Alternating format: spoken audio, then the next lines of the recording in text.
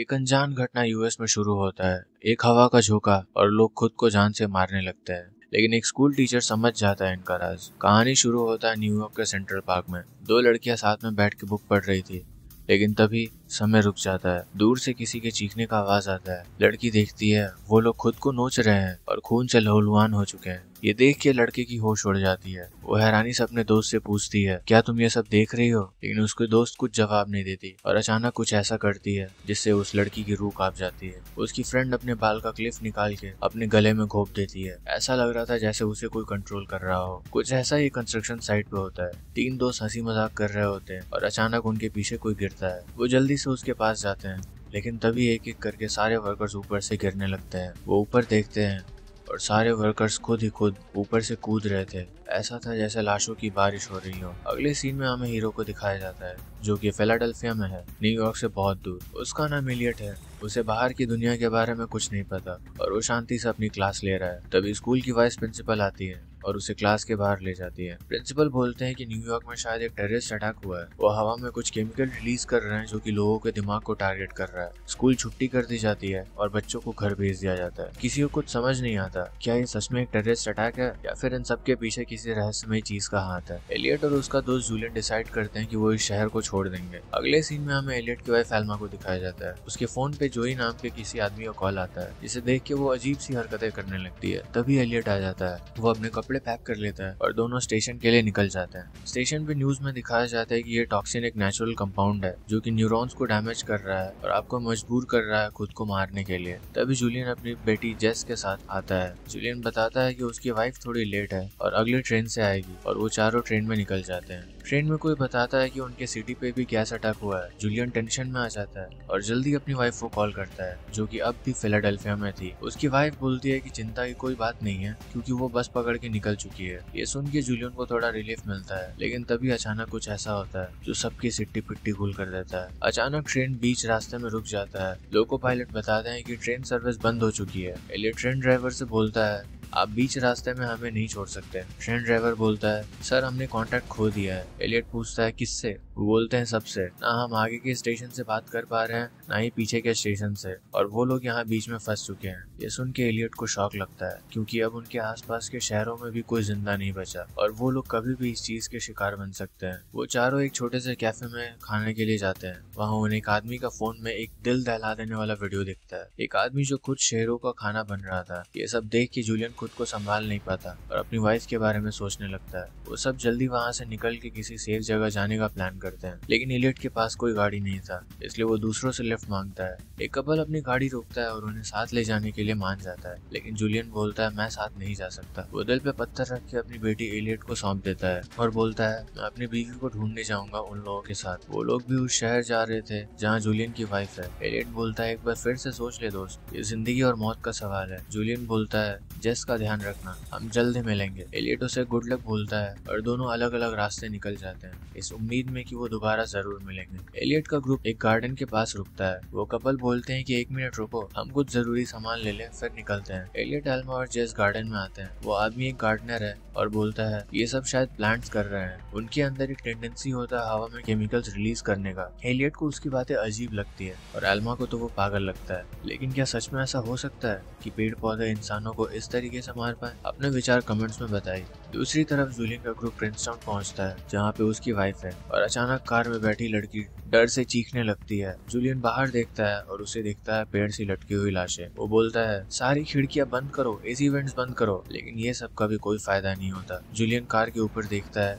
जहाँ पे एक छेद होता है और हवा वहाँ से अंदर आ रहा होता है। जूलियन को समझ आ जाता है कि वो लोग भी अब मरने वाले हैं। अचानक कार तेजी से जाके एक पेड़ में टकरा जाता है और जूलियन के ग्रुप में सारे लोग मर जाते हैं। वहीं दूसरी तरफ एलियट का ग्रुप किसी सेफ लोकेशन के लिए निकल जाता है। थोड़े दूर चलते ही उन्हें दूर रास्ते में गिरे हुए डेड बॉडीज दिखते हैं। वो वहीं रुक जाते हैं और वो गलती नहीं करते जो जूलियन के ग्रुप ने किया। वो दूसरा रूट लेते हैं और आगे बढ़ते हैं। थोड़े दूर जाके एक मोड़ पे उन्हें एक आर्मी ट्रक मिलता है। वो लड़का बताता है कि हमारा मिलिट्री बेस इसी रास्ते में है और वहाँ सारे लोग मारे जा चुके हैं, इसलिए इस रास्ते से मत जाओ। एलियट बोलता है, इसका मतलब अब हमारे पास से बस 2 रास्ते बचे हैं जाने के लिए। और तभी दोनों रास्तों से गाड़ियां आई और उन्होंने बोला कि इन रास्तों में भी सब मर चुके हैं, अब उनके पास कोई रास्ता नहीं बचा जाने को। वो फिर से बीच में आके फंस चुके हैं। एक औरत को प्रिंसटाउन शहर शहर से उसकी बेटी का कॉल आता है। वो बताती है कि वहाँ सब लोग मर चुके हैं। ये सुन के एलियट पूरी तरह से टूट जाता है क्योंकि जूलियट और उनकी वाइफ वहीं पे थी। जेस एलियट को पकड़ के रोने लगती है क्योंकि उसके पापा और मम्मी दोनों ही इस दुनिया में नहीं रहे। अगले सीन में हमें दिखाया जाता है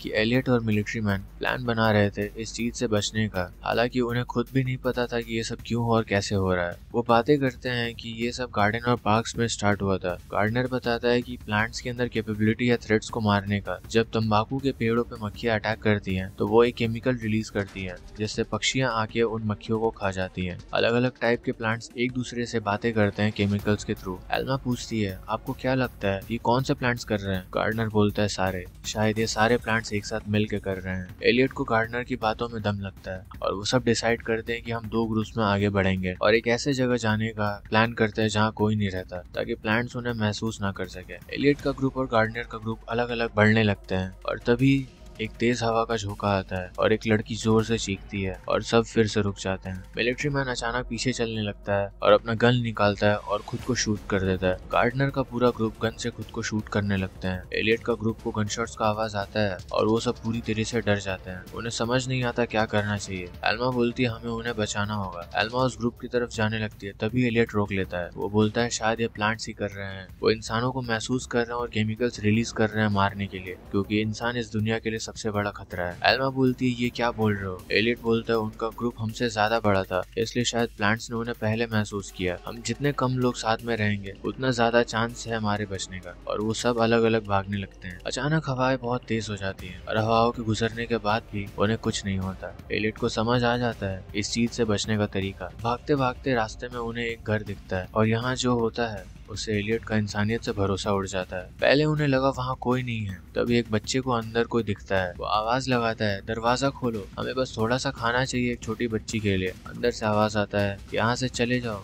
मैं दरवाजा नहीं खोलूंगा क्योंकि वो जहरीली गैस अंदर आ जाएगी। एलियट बोलता है सर दरवाजा खोलिए, हम सब नॉर्मल हैं, देखिए हमारे यहाँ जहरीली गैस नहीं है। लेकिन वो आदमी नहीं मानता। एक बच्चा तभी उसे गाली देने लगता है और दरवाजा तोड़ने की कोशिश करने लगता है। एलियट उसे मना करता है लेकिन वो नहीं मानता। तभी दरवाजा खुलता है, एक बंदूक की नली बाहर आती है और वो आदमी पल भर में उसे गोली मार देता है। वो लोग अभी शॉक में ही थे तभी खिड़की से बंदूक की नली फिर से बाहर आती है और वो आदमी दूसरे बच्चे को भी गोली मार देता है। इतना दर्दनाक घटना देखने के बाद जेस का आवाज चला जाता है। वो लोग जल्दी से वहाँ से भाग निकलते हैं और दूर जाके जेस को पकड़ के रोने लगते हैं। न्यूज में दिखाया जाता है कि ये इवेंट शायद कल सुबह तक खत्म हो जाएगा लेकिन उससे पहले ये अपनी पूरी ताकत पे रहेगा और बहुत लोगों की जान लेने वाला है। एलियट और जेस को एक और घर दिखता है। पहले उन्हें लगा वहाँ कोई नहीं है तभी उसे एक दादी अम्मा दिखती है जो कि अकेली थी और इसलिए शायद उनके आसपास की हवा में केमिकल नहीं था। वो बोलती है तुम कौन हो? एलियट उनकी चाय की तरफ देखने लगता है। इससे वो समझ जाती है कि वो एलियट बहुत भूखा है। वो उन लोगों को खाने पे बुलाती है। एल्मा बोलती है आपका घर बहुत सुंदर है। दादी अम्मा बोलती है घर के बाहर एक बंकर फैसिलिटी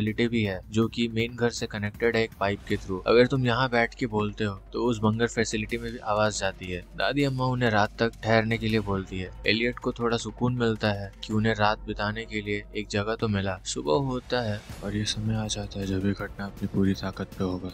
एलियट को एल्मा और जेस नहीं दिखते। वो डर जाता है और उन्हें ढूंढने लगता है। दादी अम्मा को लगता है कि वो उनके घर में चोरी करने वाला है। वो चिल्ला के बोलते हैं निकल जाओ यहाँ से और बाहर चली जाती है। एलियट उसे समझाने के लिए जाता है और अचानक वो देखता है दादी अम्मा उल्टा चलने लगती है। उसे समझ आ जाता है कि वो इन्फेक्ट हो चुकी है। एलियट जल्दी से घर के दरवाजे खिड़की बंद करने लगता है और एल्मा और जेस को आवाज देता है। एलियट को अचानक एक रूम से जेस और एल्मा का आवाज आता है लेकिन वो दोनों कहीं नहीं दिखते। वो समझ जाता है कि वो लोग शायद उस आउट हाउस में है और वो एक पाइप से उनसे बात कर सकता है। वो एल्मा को बोलता है दरवाजे खिड़कियां बंद कर दो एल्मा। एल्मा उससे पूछती है क्यों, क्या हुआ? एलियट बोलता है वो फिर से हो रहा है, अभी अभी दादी अम्मा मर चुकी है। एल्मा जल्दी से उठ के दरवाजे खिड़कियां बंद कर देती है। एलियट बोलता है वो अकेली थी जब ये हुआ और शायद हमें अब ऐसे ही बंद रहना पड़ेगा। एलियट को इस न्यूज के बारे में नहीं पता था कि ये सब आज सुबह को खत्म हो जाएगा और उसे लगा अब उन लोगों का अंत बहुत करीब है। वो लोग एक दूसरे से उस पाइप से अपनी आखिरी बातें कर रहे थे। वो कैसे मिले, उनका पहला डेट, उनकी प्यार भरी बात है। एलियट बोलता है इस कहानी का ये सही अंत नहीं है, अगर मैं मरूंगा भी तो तुम्हारे साथ ही मरूंगा और मैं तुम्हारे पास आ रहा हूँ। ये बोल के एलियट बाहर निकल जाता है। एल्मा बोलती है ऐसा मत करो और खिड़की से उसे देखने लगती है। एलियट धीरे से बाहर आता है। उसे देख के एल्मा भी जेस के साथ बाहर आ जाती है और दोनों एक दूसरे का हाथ पकड़ के मौत का इंतजार करते हैं। लेकिन अब हवा पूरी तरीके से साफ था और उन्हें कुछ नहीं होता है। वो दोनों घर के एक कोने में जाके एक दूसरे के करीब बैठ जाते हैं। कुछ दिन बाद दिखाया जाता है जेस, एलियट और आल्मा एक साथ रहते हैं। एलियट जेस को स्कूल छोड़ने के लिए जाता है और आल्मा उसका वेट कर रही होती है एक गुड न्यूज देने के लिए। कहानी यही खत्म हो जाता है। मिलते हैं आपसे अगले वीडियो में, तब तक के लिए चैनल के लिए सब्सक्राइब कीजिए और आप चाहे तो one of the darkest crime thrillers 7 को जरूर देख सकते हैं, जिसमें किलर खुद को मरवा देता है अपने मकसद को पूरा करने के लिए।